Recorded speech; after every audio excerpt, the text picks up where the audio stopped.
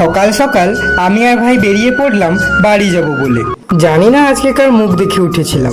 বেরোতে না বেরোতেই দেখি আমার শখের বিএমডাব্লিউতে হাওয়া খুশ। না দেখে বেরোলে যা হয়। তারপর এক মোটু ভাইয়ের বাড়িতে এসে আমার বিএমডাব্লিউটাকে পেট ভর্তি করে খাইয়ে দিলাম। মানে সাইকেলে পাম্প করে নিলাম। বিএমডাব্লিউকে হাওয়া খাইয়ে আমরা আবার বেরিয়ে পড়লাম। মনে হয় প্রায় 5 মাস পর বাড়ি যাচ্ছি।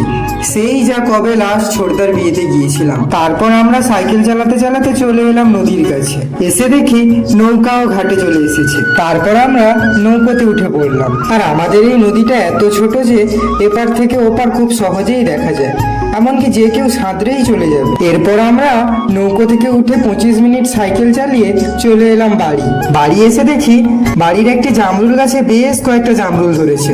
আমি টক করে গাছ থেকে একটা নিয়ে খেয়ে ফেললাম।